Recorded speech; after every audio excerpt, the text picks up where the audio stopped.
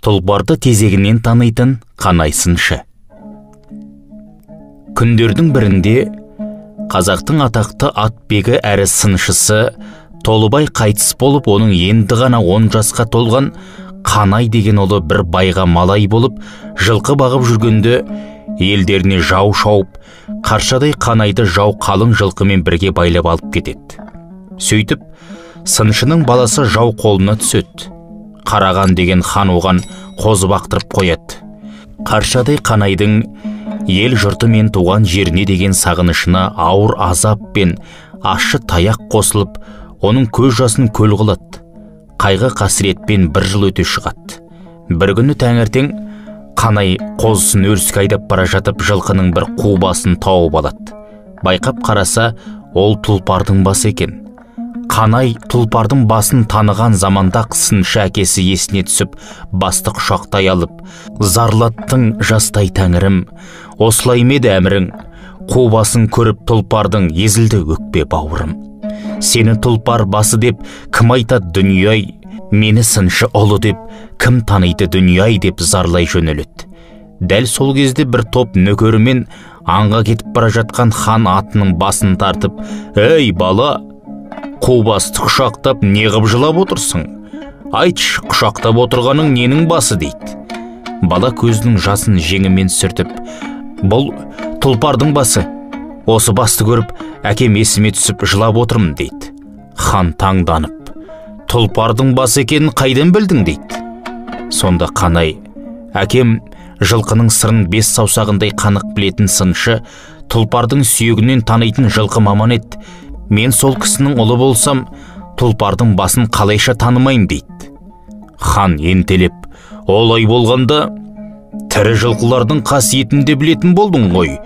Маған тұлпар таңдап бере аласың ба?» Қанай басын изеп, «Жақсы білем, тұлпар болса бір қарап танайым» дейді. Хан біраз ойланып тұрып, «Әкең кім еді?» деді. «Әкем қазақтың атақты ат сыншысы Толыбай деген кісі еді» деп жауап береді. Хан қуанып кетеді. Аңға бару райынан қайтып, нөкерлеріне, «Мына баланы жақсылап киіндіріп, астына бір жақсы ат беріп, осында алып келіңдер. Өзіме қарасты жылқыларды түгел аралатып, тұлпар таңдатам» деп бұйырады. Нөкерлері баланы ауылға апарып киіндіріп, астына ат беріп, ханның қасына алып келеді. Хан Қанайды ертіп алып, бірнеше күн жылқы аралайды. Бір жерге барғанда неше мың жылқының ішінен бір қара атты ұстатып алады, оның көзіне қарап, алқымын ұстап, ауыз, мойын, қолтық, тізе, бақай, тұяқ, табанына дейін мұқият көріп шығады. Кейбір мүшелерін өлшеп, екінші бір мүшесімен салыстырады. Тағы бір жерге барғанда, бір топ жылқының ішінде жалғыз өзі асыр салып жүрген бір сары тайды ұстатып алып, жіліншігін қарыстап, мойнын өлшеп, олай-бұлай бұрып тексереді. Қасында жүрген нөкерлер қалай екен десе, жүйріктің мойны былқылдақ болады, сейгенде керіліп тұрып сиет, тышқанда үздік создық тышпай, тезегін бір жолда бір-ақ тастайды.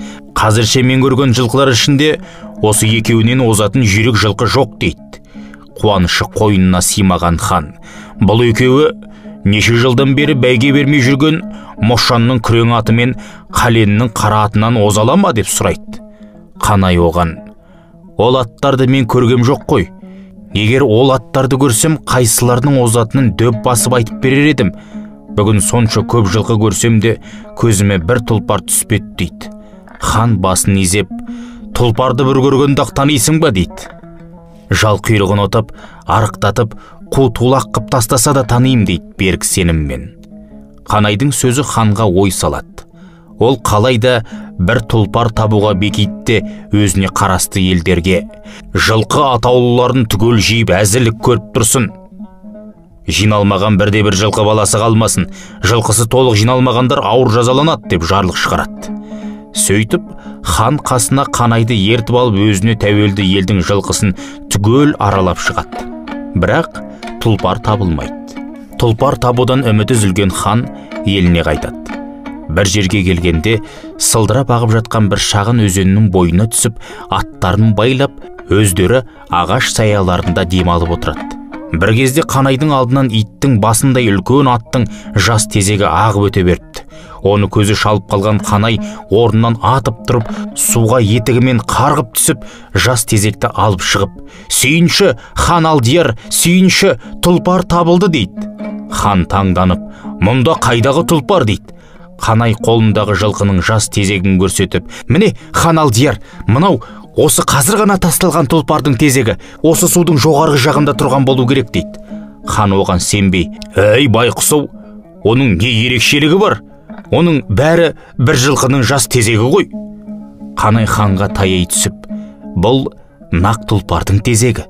Тұлпардың қаса сүйегі кең, ішегі жуан болатындықтан, мынандай жуан, мынандай үлкен тезекті әдеттегі жылқылар тастай алмайды» деп қос шеңгеліндегі тезекті жерге тастағанда, тезек бөлінбей алып құмырсқаның елеуіндей болып төңкеріліп түсті. «Міне, бұл нағыз тұлпардың тезегі. Тұлпарлар тезегін әдеттегі жылқылар секілді бөліп тастамай, дәл осылай бірақ тастайды» дейді Қанай.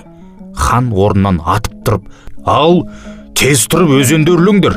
Суда ездеп тұрған тұлпар болса ұстап алайық» деп нөкерлерін ертіп суды үрлейді. Бірақ оларға жылқы кездеспейді. Бір араға барғанда су бойында демалып жатқан арбалы саудагерге кездеседі. Қанай, «Табылды» деп ханның қасына жүгіріп барады. «Әне, хан Алдияр, анау арбада жегулі тұрған арық көк шұбар тұлпар дәл сол» деп қуанып сала береді. Хан нөкерлеріне сыр бермеңдер деп қойып, өзі саудагерлермен сөйлеседі. «Мына арық көк шұбар атты сатасыздар ма?» Сатамыз. Бұл өзі арық болғанымен 3-4 аттың жүгін жалғыз тартатын күшті ат еді. Бүгін аяғына шеге кіріп ақсап қалды. Орнына үлкен бір ат берсеңіз берейік» дейді саудагерлер. «Онда мына біздің аттардың ішінен таңдаған біреуін алыңдар» деп хан саудагерге бір ат беріп, көк шұбарды ақсаңдатып алып қайтады. Хан үйіне барған соң көк шұбарды Қанайдың баптауына береді. Қанай жылқыдан 4 арық ат алдырып, көк шұбармен бірге бағады. Әкесінен көргені бойынша 5 атты күндіз түні мәпелеп бағып, әбден семіртеді. Бір күні Қанай ханға барып, «Хан Алдияр, көк шұбармен бірге баққан 4 аттың бірін сойғызыңыз, жілік майын көрейін» дейді. Хан нөкерлеріне бір атты алдырып сойғызады. Қанай оның жілігін шағып көрсе, жілік май қарала екен. Оны көрген Қанай, «Хан Алдияр, көк шұбарыңыздың жілік майы да дәл осындай қарала екен. Бұл тұлпарыңыздың әлі толмағандығының белгісі» дейді де, көк шұбар тұлпарды баптап баға береді. Көк шұбар тұлпар күн сайын құлпырып, көркіне көз тоймайтын болады. Арада 6 ай өткенде екінші атты сойғызып, жілік майын көрсе, майы қарала екен. 9 ай болғанда 3-ші атты сойғызып көрсе, жілік майы және де толық ағармапты. Дәл 12 ай өткенде 4-ші атты сойғызып, жілік майын көрсе, кемігіне дейін ағарған екен. Сонымен Қанай көк шұбар тұлпарды ұстап жаратуға кіріседі.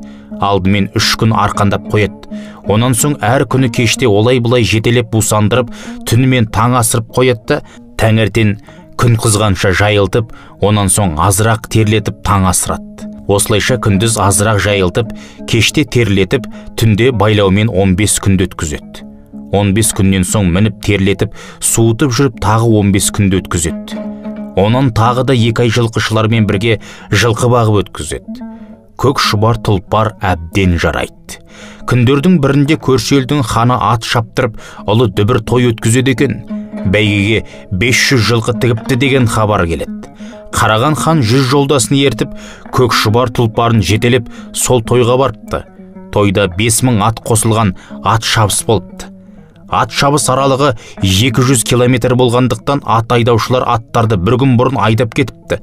Қанай көк шұбар тұлпарға өзі мініпті.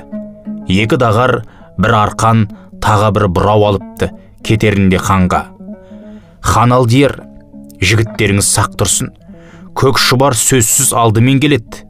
Жігіттеріңіз ұстап тоқтатпаса, мұны тоқтатуға менің шамам келмейді. Ең абзалы 2 мықты діңгек орнатып, 7 қабат кермек керіп қойсын» деп кетіпті. Ат айдаушылар шабандоздарды межелі жерге апарып қондырып, ертесі ерте тұрғызып, жарыстырып қоя беріпті. Сыншының баласы Қанай астына 2 дағар құмды теңдеп, шапқанда қопаңдамау үшін арқанмен тартып байлап, бұрау салып алады да, жел жаққа шығып алып, көк шұбар тұлпарын қоя береді.